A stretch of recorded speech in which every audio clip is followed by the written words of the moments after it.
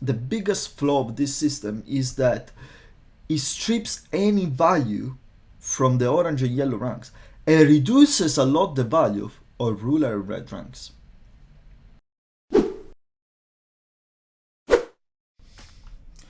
Hello there, I'm Dejan and welcome to a new video.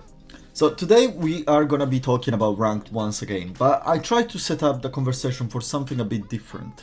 A lot of people always, especially in the Tekken community, especially in Tekken 8, are very negative about the ranking system. Me kind of being one person that lifted a lot of critics about the system itself.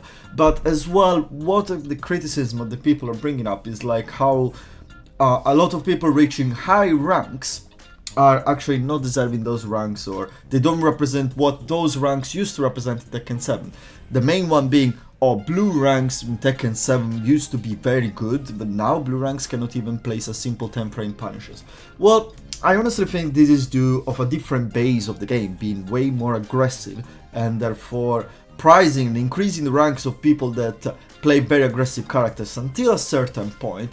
But at the same time, I wanted to see if these kind of statements were backed by datas. So here's why I created these tables. So what we can see in this table is in the first column is basically the ranks categories that we have: gold, blue, ruler, red, orange and yellow. Didn't go to bother with the greens.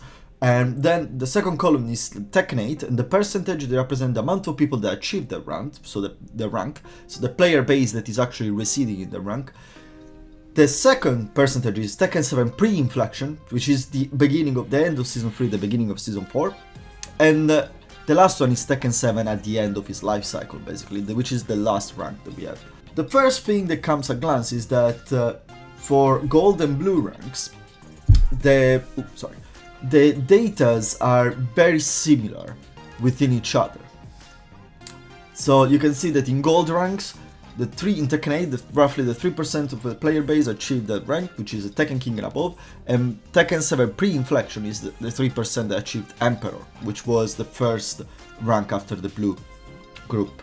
At the end of Tekken 7, though, the percentage doubled. Again, you can see already how to get into the very high level of the game. You actually need to be competent. Is not something that gets gifted to you. The same values for the blue ranks. Now, in the blue ranks, I specify the Raijin category, Raijin and above, with brackets.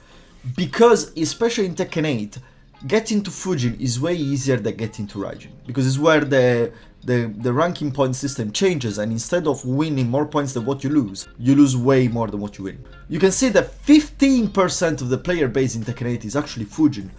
But between Fujin and Raijin, there is a whopping 6.6%, 6.5% drop of people. Because getting to Raijin and keep that rank is actually very hard. And these numbers, if you consider the Raijin and above, are actually kind of similar to Tekken 7 pre-inflection, being a bit more severe in that game, while you can see that 9% of the people were making it to Fujin, and only 7% were getting up to Raijin. Which was where basically I finished by Tekken 7 journey. And at the end of Tekken 7, though, you can see how the blue ranks were very much inflated like crazy, and 18% were part of the game, were part of the blue ranks, and 14 were above Fujin in Raijin or above. Now, here is where the game changes a lot. Now, blue ranks historically were used to be considered where the high level of Tekken started in Tekken 7 for the most of his life cycle, okay? And I kind of agree with that, especially if you see these numbers. I think they back the kind of concept concept where the high level of players is basically the people that resides in the top 10% of the player base on the ranking system, which makes perfectly sense because it brings you, like, it makes you being above the 90% of the Tekken players. Okay, so that's where Tekken becomes high level. And I think you can say it's kind of the same way here, where if you consider from Raijin onwards, you have only the 9% of the player base staying there. Obviously this wasn't backed at the end of Tekken 7, but the end of Tekken 7 was a very particular moment for the game. But what changes a lot is from below the blue ranks, from the ruler and the red ranks especially. Ruler and red ranks used to be very high considered at the beginning of Tekken 7, but generally they were well considered as you are a very good player already.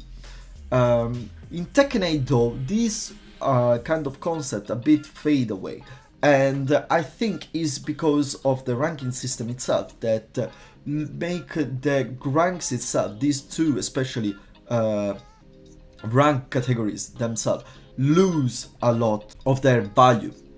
And you can see that in the number as well. So ruler ranks in Tekken 8 are the 30% of the player base. In Tekken 7 used to be the 19% and then became the 35%. So you can see there is a 10% difference, 11% difference between Tekken 8 and the old Tekken 7. And this is mainly because of the ranking system and the ranking point distribution. As I said, getting above the blue ranks, getting above Fujin is very hard, but getting up to Fujin is actually kind of easy. I don't mean to say that it's easy. You just plug the game and you're gonna get to Fujin, but the system itself is not punitive. It's very rewarding, and it doesn't punish the losses as much. What do I mean with that? That you're always gonna win more points than what you lose. So you're always gonna be positive, and it's always gonna be easier to recover your losses. And therefore, this brings to the purple ranks and the red ranks as well, which are, in my opinion, even more visible, a bit inflated. Because you can see red ranks now, you get 48% of the player base in, which is basically half of the Tekken player base is Gary or above. And in the old Tekken 7 used to be only 35%, which is a bit more than a third of the player base. And at the end of the Tekken 7 journey was a nightmare. Everyone made it up to red ranks. Like, you can really see how most of the player base is just ranking themselves up to the red ranks and ruler ranks. And that's where they're gonna stop. They're gonna fluctuate over there. They're maybe gonna make it to Fujin, but then if you don't start to have competence in the game, you don't go above Fujin. Fujin is gonna be your high threshold. And then if you go to see orange and yellow ranks, you can see that actually the groups are even smaller category than the ruler and the red ranks, which just 10%, like 12% and 10% of population each. And 60% of the player base is in orange, and yellow ranks is the 70% of the player base. And these numbers align a bit more with the old Tekken 7 numbers, so 55 and 73% respectively. So, and why is this happening? It's because yellow and orange ranks are very generous with the point amount that they give you. They give you a lot of points for your win, and they really take, and when you lose, you take a little toll. You have just a very little toll to pay. This induces to yellow and orange ranks being just as time-consuming ranks, which means if you spend a lot of time in the rank, eventually you're gonna get through it. It's not mathematically sure, like for everything below yellow ranks, where you don't lose any point, but it goes a lot in that direction. Because you don't have any loss streak, I think you might already have win streaks, or they get introduced in red ranks, I don't remember. But you get a lot of points for your victory, you don't lose many points for your losses. So eventually you're gonna get red ranks. And this reflects in this chart, because the Tekken rank distribution now is, the belly of it is literally like a classic middle belly curve, I don't know how to call it, but basically most of the people are in red and ruler ranks. So let's discuss why is this happening. It's simply happening because of the point system and how the win and loss point distribution is divided. So everything before, as I said in the past, everything below blue ranks, so ruler and below, is gonna give you more points than what you lose. So it's always gonna be easier to stay in the ranks. If you achieve blue ranks once and then you get dropped back to battle ruler, eventually you're gonna go back to Fujin rank, easy. When you get to blue ranks though, the jump is completely in the opposite direction, and the game becomes a way more difficult game to rank up, because you lose more points than what you gain. It doesn't go even first, no, you just go directly into the negative. And with the loss streaks, that's heavy, trust me, that's very heavy. Getting promoted, like play ranked in blue ranks and above is, it's a challenge mentally, is so hard sometimes. And this is only gonna bring a system that is kind of inflated on the everything that is below blue rank, and then on blue rank and gold rank is kind of very heavily meritocratic. I used to be against such an heavy oppressive ranking system, but having it only restricted to the top 2 categories, I think it works. I totally agree with that. To give you a bit of context, I'm in Tekken King. I'm in basically in gold rank, and I don't want to say I'm close to achieve Tekken Emperor, but in my next run, if it goes like the last one, I might achieve Tekken Emperor. So I'm steady over that. But it took its time. And I honestly think the biggest flaw of this system is that it strips any value from the orange and yellow ranks and reduces a lot the value of ruler and red ranks. So one of my personal one of the solutions that this system could take, it would be very simple into changing the point system into being getting more points than what you lose into yellow and orange ranks, getting the same amount as point as you lose in ruler and red ranks, and keep the blue and gold ranks the same, making it very hard for the people. So I think in this it will help you to spread a bit more the people that is just accumulating in ruler and red ranks, dropping the one that are still not ready for that high ranks maybe to orange, you know, and some of them even spilling yellows. And this will at least spread more evenly the ranks, as it should be, and it should create a bit more of a pyramid scheme as well, instead of the classic of the belly one that we are seeing now, which is not representative of what it is, because you get boosted until these ranks, and you are boosted. Now, what do this number represents in terms of Tekken ability? Because everyone asks themselves this question continuously when you play Tekken. What is my grade in Tekken? Am I a high level player? Am I an average player? Am I a casual player? Am I a bad player? So let's try to organize it. So everything below yellow is casual. Because getting to yellow ranks is just a time matter, because you don't lose any points until yellow. So yellow and orange ranks, you're a beginner. You're a true beginner, which is not a casual. You decided if you make it to orange and you're still a bit there, still moving there, you're still taking your time, you decided that you want to try to learn this game. But you haven't learned it yet, obviously. Ruler and red ranks. Now, ruler and red ranks it's a weird one, because you might have very good players that try to force themselves in very classic and traditional play, but they still struggle, because it requires way more time than just attack. Or you have heavily oppressive attackers that they can make it there thanks to the game itself that is way more aggressive. So I would say the ruler and red ranks at the moment, they represent the average level of play. I'm sorry if it sounds destroying for you and everything, but the numbers are talking, you know?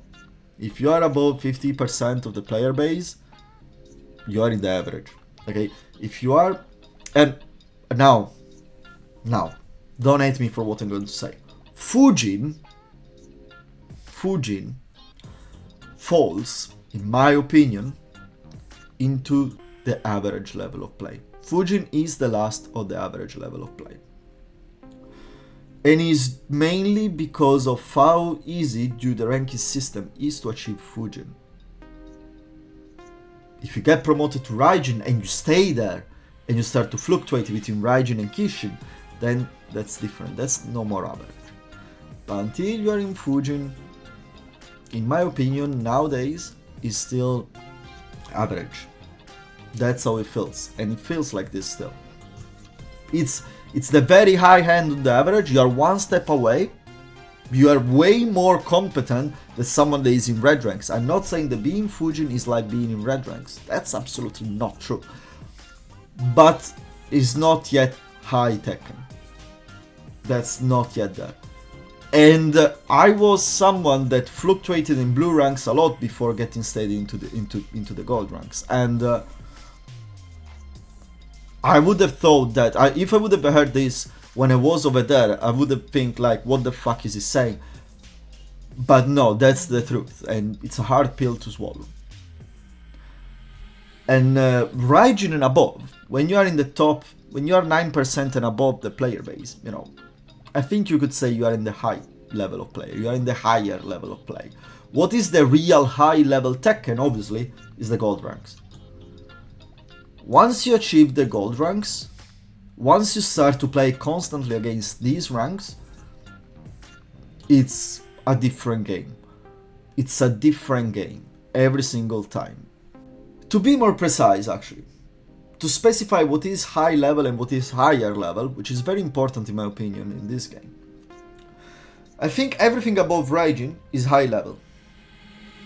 Everything above Raijin with 220,000 Tekken prowess and above is higher level. Because once you get to that prowess, every single matchup that you get, every single opponent that you get is a proper Tekken player. It's where you unlock the proper Tekken player. But this is my take on the current rank system. I think it's good. I like how it's managed on the very high level. I like it. It's very prohibitive, I feel it now, but it's rewarding. Trust me, it's rewarding.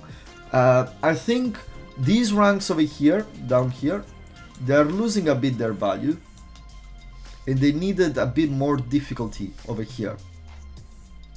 Because otherwise here it's just Villa Michelanus on the same rank. And this is just a different take of what I said, what is a system that needs some patches, especially on a couple of things that are not working, like the not fixed first of two and the losing way more point, like losing full points against someone that is 3 ranks above you. Those things that they are not okay. This video is more about saying and showing that the Tekken 8 system is not necessarily worse than the Tekken 7. You can see this from these numbers here. These numbers are horrible if you look at them. They are horrible. They're way worse than now in Tekken 8. Anyway, let me know what you think down below. There is a bigger video coming. There is the second video of the Tekken character histories that coming, and apart from that, soon as well I'm going to be back streaming, and a lot of changes are gonna happen to the channel eventually over the winter, so yeah, stay tuned for that. Anyway, I've been John, you have been awesome, and I'll see you next time. Ciao!